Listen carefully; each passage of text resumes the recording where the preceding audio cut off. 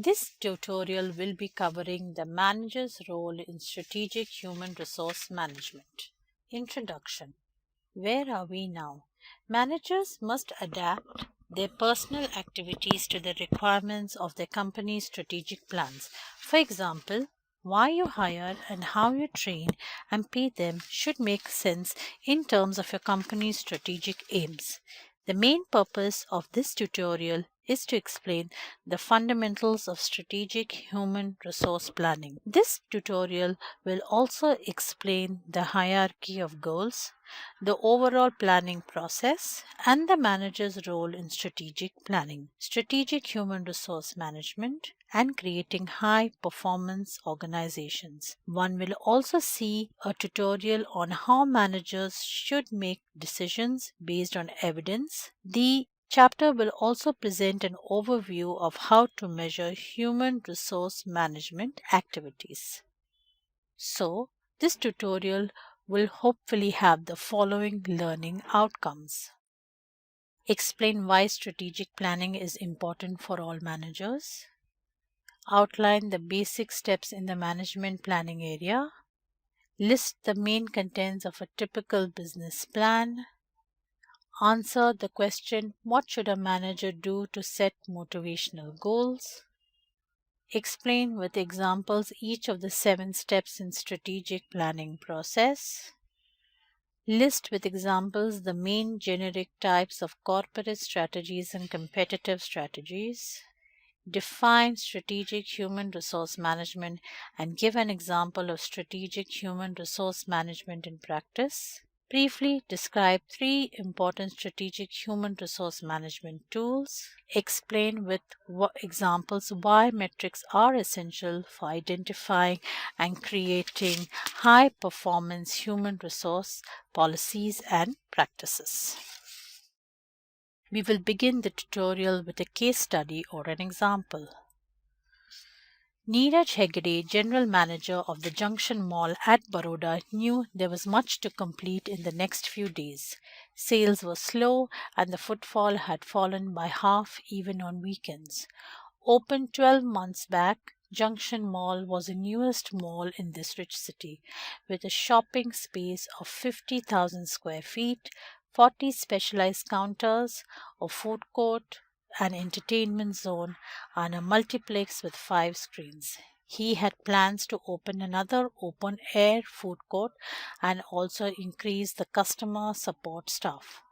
Appointment orders for 60 employees were ready, but in the changed circumstances, he had to devise strategies to reduce the scale of operations, close some portions of the food court, and take steps to build sales in the shopping area.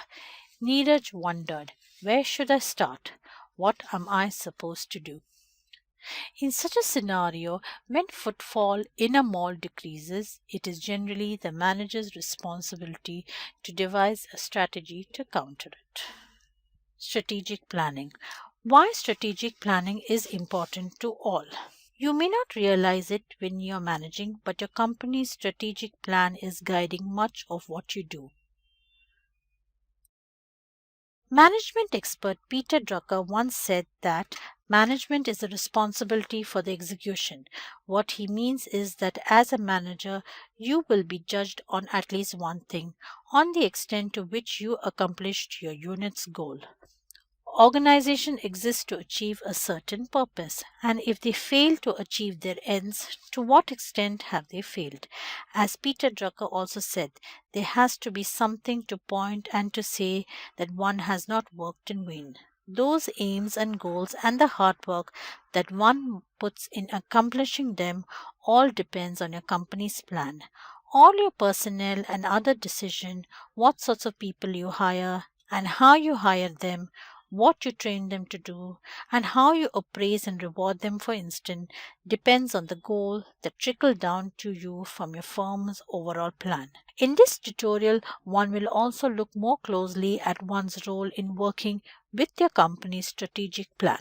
Hierarchy of goals. Let's start with a bird's eye view of why strategic planning is important to you. It is important because, as we said, in well run companies, the goals from the very top of the organization down to where you're working should form more or less an unbroken chain or hierarchy of goals. These goals, in turn, should be guiding what you do. The hierarchy of goals in the following diagram summarizes this. At the top of the company, the president and his or her staff set strategic goals such as double sales revenue to 1 crore 50 lakhs in 2015. Lower level managers, in this case vice presidents, then set goals such as add one new production line at a particular plant. These goals should flow from and must make sense in terms of the goals at the next level.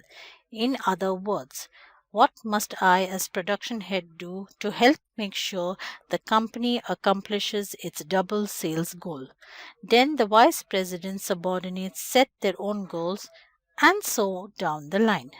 In this way, management creates a hierarchy or chain of departmental goals from the top down to the lowest ranked managers and even employees. Then, if everyone does his or her job, if each salesperson sells his or her quota and the sales manager hires good enough salespeople and the HR manager creates the right incentive plan and the purchasing head buys enough raw materials, the company and the CEO should also accomplish the overall company wide strategic goals. You could therefore say with great certainty that without a clear plan at the top, no one in the company, including you and the other managers, would have the foggiest notion of what to do. At best, you will be working at cross purposes. Now, the next slide will say the basic planning process. Fundamentals of management planning. The planning process. People make plans every day, often without giving it a thought. We plan our routes to school, what courses to take, and what to do on a Saturday night. Underlying all those plans, however, is an often understated planning process. Consider how you might create a plan for your career. For example, first thing, tentatively set an objective such as to work as a management consultant.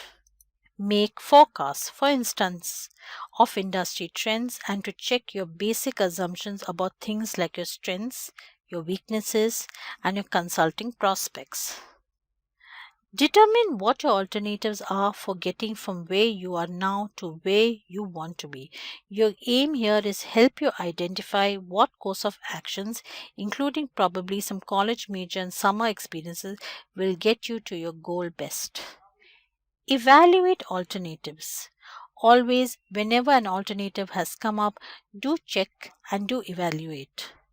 Finally, implement and evaluate all plans. That is all there is to planning process. It hardly matters whether you're planning your career, a trip abroad, or how to sell your company's new product. The basic planning process always involves setting objectives, forecasting, and assessing your basic planning premises or assumptions, determining alternative courses of action, evaluating which options are best, and then choosing and implementing your plan. The process is the same when managers plan for their firms, with one small complication. There is usually a hierarchical aspect to managerial planning. Top management approves a long term or strategic plan, then each department working with top management creates its own budget and other plans to fit and to contribute to the company's long term plan.